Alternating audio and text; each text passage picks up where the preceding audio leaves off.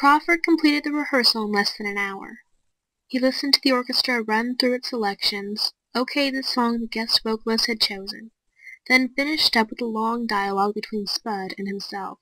When it was over, he checked timing with the program director, made a few script changes, and conferred briefly with the special service officer about the number of troops the auditorium could hold. Everything was running smoothly. It was going to be a neat, action-packed show. Backstage, he looked at his watch. He had almost 2 hours before the regular show began, and he was restless. 2 hours at Harlow Field could seem like 2 years. Guards and restrictions all over the place. Harlow Field was the largest experimental base in the world, a veritable Garden of Atoms, the proving ground for every secret weapon ever imagined. The security and the tight regulations gave Crawford the jitters on each of his visits. He smoked a cigarette and tried making small talk with some of the soldiers on backstage detail. He posed for a picture and gave an interview to a reporter from an army newspaper, then excused himself and went to his dressing room with Spud propped in the crook of his arm.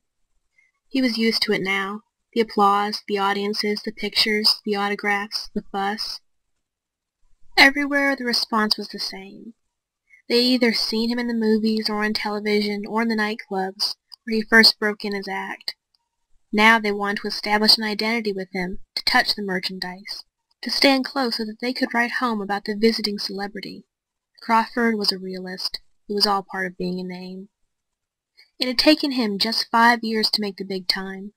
5 years of road shows, coast-to-coast tours, one-night stands, and a dummy named Stud to make him the hottest ventriloquist in the business. His act was tight, well-paced, and popular. He had a weekly radio show, a television program, and a 7-year contract with a major Hollywood studio. He was riding high.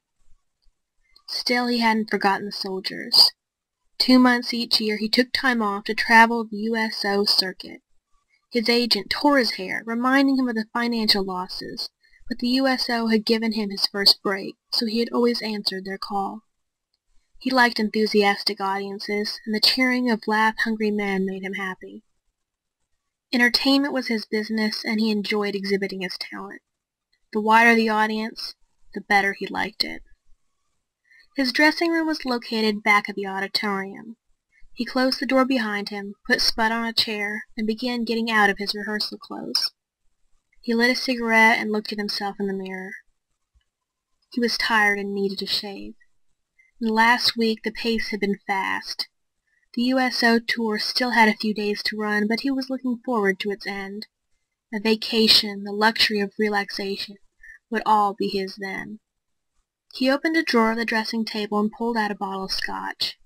There were 2 hours to be killed before the show. He drank a shot and thought about it. A shower, a shave, a good dinner, and a walk around the base would consume the time. After the show, he would drive back to town and check in at a hotel for a good night's sleep. He was putting the bottle back in the drawer when a knock sounded at the door. He said, "Come in," thinking it was one of the cast, and didn't turn around. He heard the door open, glanced into the mirror, and glimpsed Colonel Meadows, the commanding officer of Harlow Field, and a man in civilian clothes he didn't recognize. He turned around, reached for a bathrobe. "Don't mind us, Robbie," said the colonel. "Just dropped by to say hello." He was a small, plump man, and his face was always red and perspiring. Crawford knew him slightly from the other times he had played Harlow Field, but this was the first time the colonel had ever paid him a backstage visit. "Got a fan here who wants to meet you," continued the colonel. "Shake hands with Dr. Paul Schalt, one of our best scientists. He and I just caught your rehearsal. Fine, very fine." The doctor's name struck a chord, and Crawford dug deep until it focused. Dr. Paul Schalt was a physicist working with the Army. He specialized in the development of radar, was the chief developer of the electronic detonator used in atomic bombs. "I enjoyed your performance very much," said Dr. Schalt. "Your voice is extraordinary." He had a smooth, angular face, black hair, and black, penetrating eyes. "Amazing range." "Thanks," said Crawford. "And the clearness of tone is phenomenal," said Dr. Schalt. "Has it always been like that?" Crawford nodded. "When I was a kid it embarrassed me, my voice," he said, smiling. "A trick voice, everybody called it. but it's a definite asset to a practitioner of the art of ventriloquism. "You should have seen Dr. Shalt while you were on stage," said Colonel Meadows, beaming at him. "He was running all over the auditorium testing your voice with one of his gadgets." Crawford grinned. "I didn't realize I moved my audience so." Dr. Shalt laughed. "What Colonel Meadows says is true. I'm very interested in your vocal range. While you rehearsed, I tested the quality and sound of your tone." He stopped, looked around the room until he discovered Spud where Crawford had put him on the table. He walked over to the dummy and touched the wooden head with his hand. "Actually, it's a second voice. That sound and vibration you used for Stud. It's perfect for what I need, that second voice." Dr. Shalt put the dummy back in the position he had found him in, reached into his pocket and brought out a small glass enclosed instrument, which he held in front of him. "Do you know what this is?" he asked, approaching the dressing table. "Never saw it before," Crawford said, examining the gadget. A small arrow flickered nervously within a glass cage. "It's called a voice oscillator," explained Dr. Shalt. "It's sensitive to the slightest tonal inflection. We use it to measure the pitch and volume of a human voice." "What's all this got to do with me?" Crawford asked. We want to use the voice of Spud for an experiment. A very important experiment. With your permission, we'd like to do it immediately." "I'm afraid that's impossible," said Crawford. "I have a show in about—" "Our equipment is all set up," interrupted the doctor. "The entire test will take 45 minutes. We'll have you back in no time." Crawford frowned. He was tired, and he looked forward to relaxing a while before the show. "Couldn't we make it some other time?" he said. The colonel spoke then. "Robbie, do you remember reading 4 years ago that our radar system was able to beam signals to the moon and have them returned?" "Sure," said Crawford. "It got a big play in all the newspapers." "Well, our scientists are now ready to conduct a similar experiment," said Colonel Meadows. "This time to Mars." "To Mars?" repeated Crawford, wondering what it had to do with him. "Only this time we plan to send a voice. A human voice that can travel through interstellar space," said Dr. Shalt. "But that's impossible!" Crawford exclaimed. "With the average voice, yes," said Dr. Shalt. "Cosmic disturbances would drown out a normal voice amplified 1,000 times beyond its regular frequency. But a voice in a higher octave, like your second voice, well, we believe there's a certain resonant intonation which can be curved and regulated in any direction, in the voice you use for your dummy." Crawford nodded. "Spud's voice contains that quality," continued Dr. Shalt. "I believe it can reach Mars and bounce back. I'm asking you to be the first man ever to throw his voice to another planet." There was quiet for a moment when he finished. Crawford's cigarette had gone out, and he relit it. The smoke steadied him. Outside in the auditorium the orchestra had begun to rehearse again. "Where's the station set up?" asked Crawford finally. "It's right here on the field, Robbie," Colonel Meadows said quickly. "We've had it under wraps for the last 8 months. It'll be a tremendous thing if it works."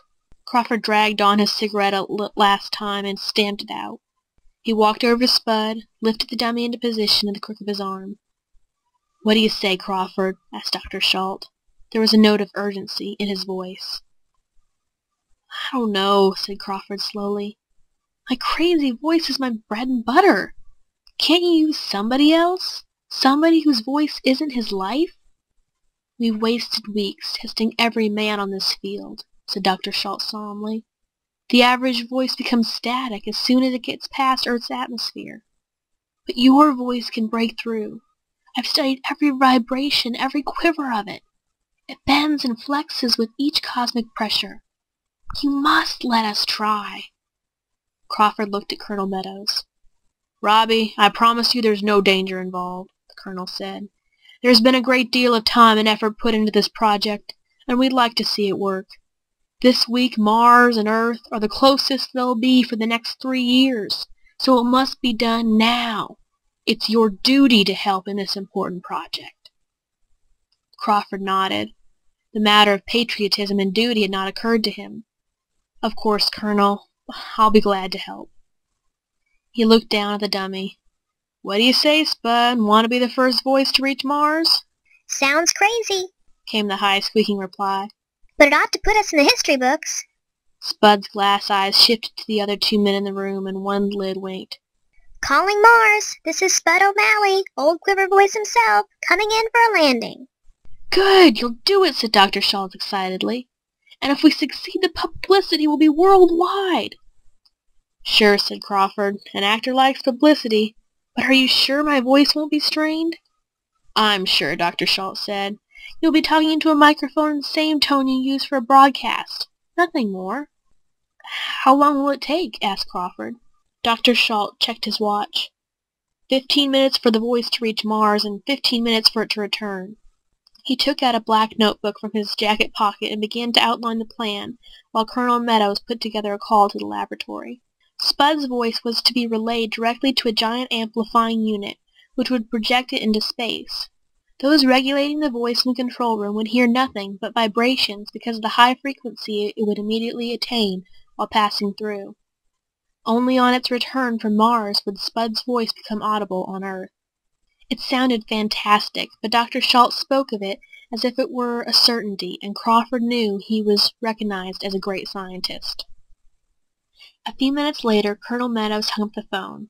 He said excitedly, "Everything's set, all the equipment is ready, and there's a command car waiting outside." Crawford caught a quick glimpse of himself in the mirror. No shower, no shave, no quiet dinner, no walk. All that would have to come later. He'd been hooked.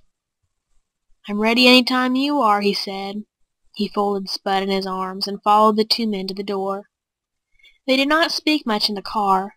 The laboratory was on the northern rim of the field, a 10-minute drive from the auditorium.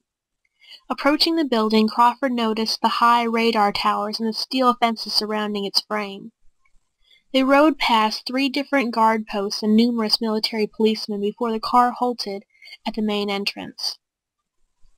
Immediately they were rushed into a small broadcasting studio, which was soundproofed and closed off by a heavy metal door. This was Dr. Schultz's home grounds, and he took charge. A microphone had been set up, and Dr. Schultz had Crawford test Spud's voice while a technician in the control room measured it acoustically. After an exact tone had been determined for the amplification unit, Dr. Schultz briefed him on some details, patted him on the back, and disappeared in the control booth, followed by Colonel Meadows. Crawford lit another cigarette and smoked nervously while he waited the go-ahead signal. There was a dry tightness in his throat, and he concentrated on relaxing his tension. High on the studio wall, a large clock hacked away at the seconds, and behind the glass facade of the control booth he could see Dr. Schultz and his assistant manipulating dials on an intricate panel. It was almost 3 minutes before he heard another sound beside the creak of his own impatient footsteps. When Dr. Schultz's voice came on the feedback, the speaker system connected the studio with the booth. "Crawford, talk into the mic when we flash you the sign. Keep talking for a minute, and remember, it's just another broadcast. Good luck." Crawford nodded, deposited the cigarette in an ashtray. He moved into position and slid his fingers along the inner wires of Spud's back until they fitted into place. Spud's head came alive. Dr. Schultz brought his right hand down in a long, sweeping motion. A bright red bulb above the control booth winked into life. Robbie Crayford went into his act. Inside the booth, Dr. Schultz, Colonel Meadows, and the technician watched Crawford performing in pantomime and listened to the strange vibrations emanating from the speaker. They could distinguish no understandable sound, for the amplifier had lifted the voice beyond human hearing as it released it to the stratosphere. They sat quietly, content to wait for the voice to return from its long, lonely journey. Crawford spoke until he saw Dr. Schultz signal for conclusion. A moment later the red bulb blinked out and the broadcast was ended. Crawford felt cold and his hands were perspiring freely. He saw the beaming face of Colonel Meadows motioning him to come inside the booth. He wiped his face and coughed to relieve the tension in his throat. The colonel was the first to greet him as he entered the booth, and his handshake was enthusiastic and firm. Dr. Schultz remained bent over one of the instrument boards, rotating a dial, but looked up and nodded excitedly. It'll be another 10 minutes, he said. Sit down. I've sent out for some supper. How did it go? Crawford asked.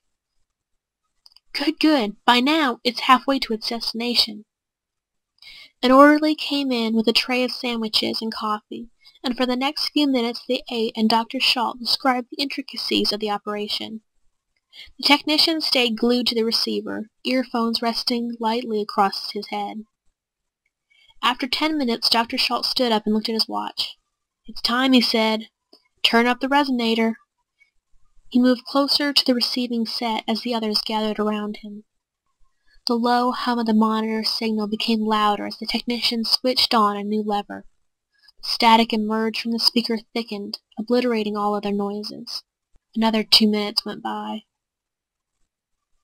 Crawford watched it all, aware of the tension and anxiety on each face, feeling the throbbing excitement himself. So they stood, tensely expectant, awaiting the return of his voice. Suddenly the technician whispered, I've got it! It's coming! I hear it returning! He swung around, offering his earphones to Dr. Schalt, who grabbed for them hurriedly. The scientist raised the cups to his ear and waited. The room fell into deeper silence. Yes, yes, it's the voice! Turn up the resonator to full volume! We've got it! The voice is completing the circuit! Dr. Schalt said tensely. The technician turned another dial as far as it would go. The sound of the static rose to a roar. Then abruptly the static broke, died out, and a strange, new sound came in.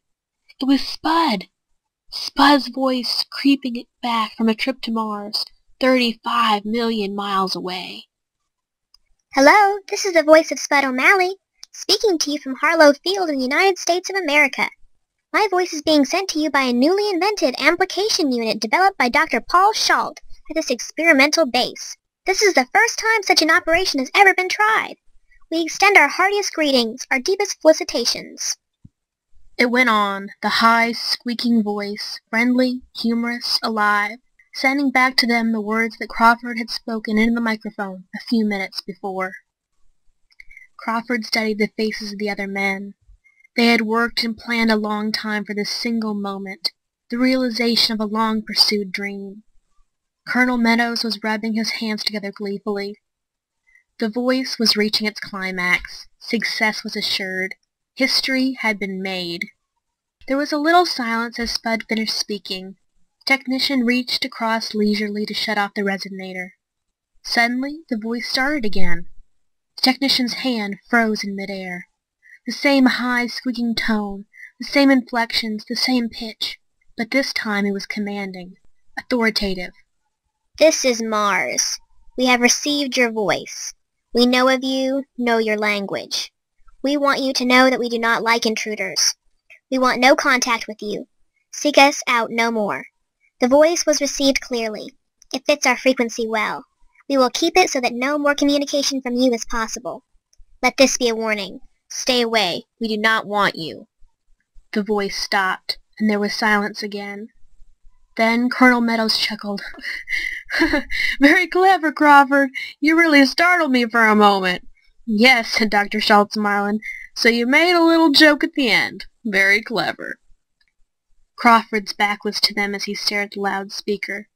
His face was contorted in a surprising grimace, and the flesh was suddenly white and lifeless. He turned to them, his body rigid and his mouth trembling as he whispered, That voice! That last voice! It wasn't mine! That wasn't me speaking! Dr. Schalt laughed. Superb actor. A great performance, Mr. Crawford. We are most grateful to you. Robbie's a born comedian, added Colonel Meadows, his eyes sparkling with the humor of the situation. Never misses a chance to clown. Don't you understand? It wasn't my voice, screamed Crawford. He looked from one man to another, his eyes pleading for belief. The second part was not mine. They stared at him, their smiles fading. Colonel Meadows said, What do you mean, Robbie? Didn't you hear when I spoke? I never said those last things. Didn't you hear what I said? The technician answered him, We didn't hear a thing, Mr. Crawford. The amplification was too high. It was nothing but mumbling when it passed through this room. He looked at Dr. Schalt for confirmation. I explained that to you myself, said the doctor. You could have recited the Gettysburg Address and we'd never have known until it returned. Crawford stared down at the limp form of Spud hanging across his arm. He ran a hand across his eyes, dropped the dummy onto the desk. Turning back to Dr. Schalt, he began to speak in a taut, controlled voice. Dr. Schalt, I swear to you that was not my voice at the end. I finished with a goodbye. The voice that spoke after that moment of silence was somebody else's voice. It's up to you to find out whose. Don't be absurd, said Dr. Schalt irritably. That was your voice, your pitch, the voice of your dummy, Spud. He wasn't going to be taken in by any warped sense of humor. Robbie Crawford was the best ventriloquist in America. He was also noted for his practical jokes. An experiment of this magnitude shouldn't be treated so lightly, he added acidly. You've got to believe me, screamed Crawford. His voice was choked and his pale face was glistening with perspiration. It was someone else, imitating my ventriloquist voice. I swear it was not me. Colonel Meadows sat down abruptly. The technician ran from the booth and returned a moment later with a glass of water. Colonel Meadows motioned for him to give it to Crawford. The ventriloquist gulped down the water, then went over and sat down beside the colonel. Look, he said quietly, I'm not joking, and I'm not out of my head. It was a shock to hear a voice so like my own, to hear it threatening us, to know that it's traveling from another world. It's like hearing an echo that shouldn't be. The colonel exchanged a puzzled look with Dr. Schalt. After a moment the doctor reached down and picked the dummy up and brought it to Crawford. Crawford, listen to me. His voice was gentle, sympathetic. Perhaps you've been working too hard. These USO trips, the rehearsal, the excitement of the last hour, maybe you forgot what you said, or said more than you recall. I remember everything I said, Crawford said quietly. I stopped when you gave me the signal. That voice came after I stopped. Can't you check? A phone in the back of the control booth rang sharply, and Colonel Meadows answered it. He spoke for a few moments, then hung up. That was the stage manager calling from the main auditorium. You've got 10 minutes before the show. How do you feel? Crawford blinked in surprise. He had almost forgotten the program. He tried to rise, found his legs trembling. He's in no condition to put on a show, said Dr. Schalt. Better postpone it. No, I'm okay, protested Crawford, walking around the small floor, exercising his hands. It's my show. They're waiting for me. Let's get going. In the car, during the ride to the auditorium, he did not speak. He sat with Spud resting snugly against his chest, drumming his fingers on an armrest while Colonel Meadows and Dr. Schalt talked, tried to convince him of the invalidity of his reasoning. There was a simple explanation for the voice. Either he had forgotten part of his speech, or maybe some amateur radio ham had somehow managed to pick up their signal and was playing a joke. He was too intelligent a man to be frightened by such coincidence. They spoke to him reassuringly all during the ride. At the stage door he thanked them, then went inside the auditorium to give his performance. The ovation that greeted him was tremendous. The orchestra played his theme, and an army announcer introduced him as the #1 ventriloquist in the world. He walked out slowly from the wing, waving and grinning at the audience with Spud sitting erect on his arm. The soldiers roared and whistled as Spud's head spun, drooped, and tilted in the opening routine that he was famous for. Crawford stopped in the middle of the stage, rested his foot on a chair that had been provided, sat Spud on his knee. The applause dwindled gradually, and the other members of the cast moved into their positions. The army announcer walked forward to engage Crawford in conversation, to feed him questions that would be answered in Spud's high, squeaky voice. "Hi, Robbie, Spud," said the announcer. "What took you so long getting here?" It was Spud's answer. All eyes focused on the dummy's face as it bent forward and its mouth opened slowly. A wooden hand moved up and scratched a wooden head. but only a gurgle came out of the open mouth. The announcer looked at Crawford, motioned him to speak up. "Speak up, Spud! Can't hear a word you're saying. No time to be bashful." Again the dummy's mouth opened, the head bobbed, and the eyes blinked. The gurgle became a half-strangled gasp. It whined unsteadily a few moments, then broke off completely. The cast in the wings began to stir nervously. Crawford was obviously straining. A vein throbbed in the center of his forehead, and his lips were tight over his teeth. "Stage fright," he said in an aside to the audience. Turning his head aside, he coughed and cleared his throat and pretended to whisper with Spud. "Speak up, pal! This is what we rehearsed for." The mouth of the dummy flapped up and down without cadence. The soldier snickered, squirmed restlessly. A sound started, a low, plaintive wail that broke into a dirge and finally into a wild shriek from Crawford's lips. He screamed and kicked over the chair his foot was balanced on. The dummy toppled to the floor. "I can't! I can't! My voice is gone!" He was screaming and clutching at his throat, trying to loosen his collar. The curtains closed behind him as soldiers leaped to their feet all over the auditorium. He screamed, "I've lost my second voice! They took it from me! The Martians stole my voice!" The announcer grabbed his arms then and tried to lead him from the stage. Crawford shoved him away. "They took it!" cried Crawford. "No matter what they tell you, the Martians took Spud's voice! It fitted their frequency! They'll use it to reach Earth! I can't get it back!" Colonel Meadows and several MPs who were stationed in the wings came out and dragged him from the platform. The GI audience remained silent a moment longer, then broke into loud, nervous rumbling. Seconds later, Colonel Meadows returned to the microphone and held up his hand until the confusion died down. He explained briefly about Dr. Schultz's experiment and how Crawford had been asked to participate.